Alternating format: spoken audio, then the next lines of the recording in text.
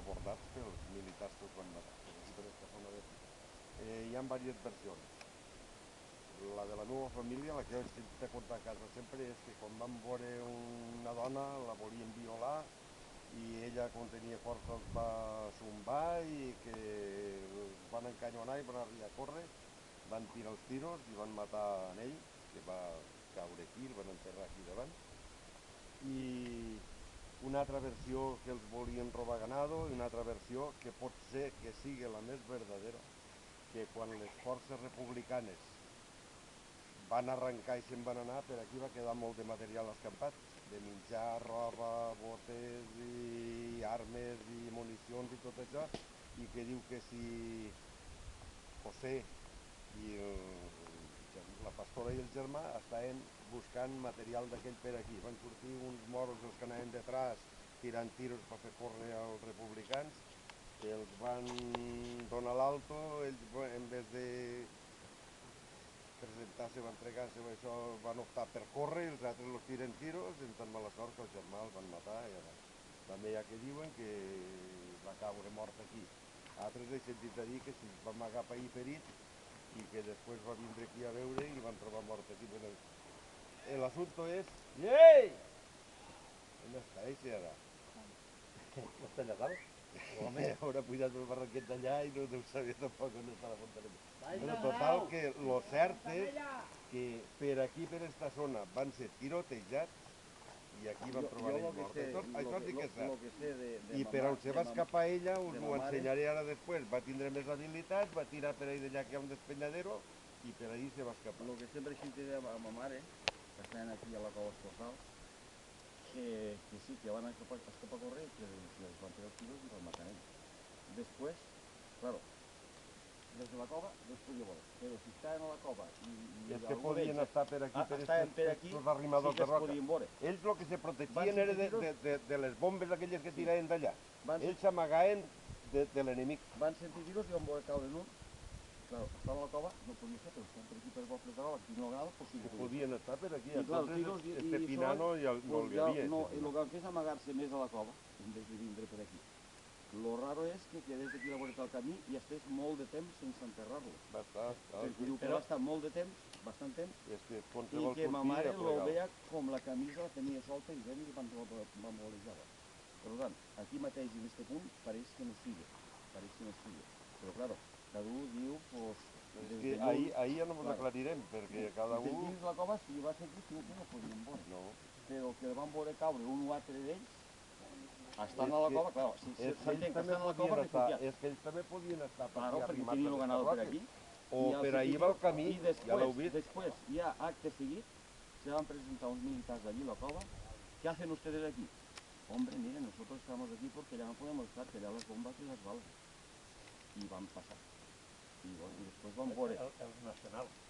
Yo que sí. No, estos eren los de detrás. Posiblement. Ja l'última retirada. És que anaven a pegar tiros, a fer córrer. Eren soldats, els que van entrar a la cova a preguntar els que feien allí. Eren soldats, sí. Però no sé jo si eren moros, eren nacionals o eren republicans. I els altres no queren preguntar res perquè van conviure. Els que estaven a la cova i els republicans que van estar tots parapetats per aquí van conviure un munt de dies.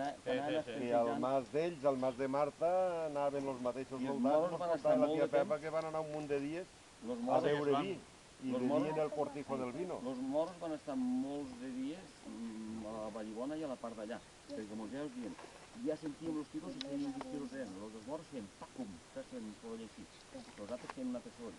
Els moros feien un soroll diferent. I van estar allà i griten totes les fogueretes, allà pel turmell i per baix, les fogueres que se calentaven. Total, que aquí està el document oficial. El acte d'enterrament del tal José este, posa aquí, Vallibona, José Pla, Vella de Centre per el Labrador, y de Estado, casado, matrimonio de Juanito. Falleció en la fontanella dels Valls de Marta el día 12 de abril a las 16 horas del 1938 y motiu fusilado por los rojos. Sí. Però clar, la fontanilla pot Perquè ser allí, entonces, pot pues, ser es lo més que allí, había. pot ser per Sí. qualsevol Tot puesto i això per és- aquí. Sí. Pero después resulta Sí, sí, claro. Quan llegim el Cabanil, pot ser posar un quilòmetre al Cabanil. O al Mas de Ciboles, pot ser directament al Mas de Ciboles i sigui a 2 quilòmetres lluny del mas. Después resulta aquí que esta acta de defunció també mos posa que,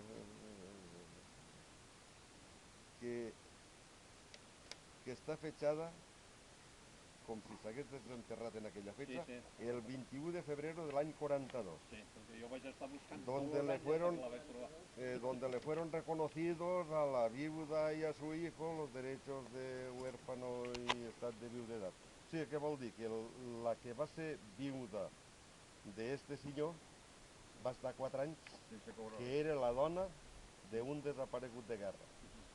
Quan no era cert, perquè se va saber que es va enterrar aquí, que se va desenterrar, que se va portar al cementeri, tothom ho sabia, però no se li van voler reconèixer els drets fins al cap de 4 anys.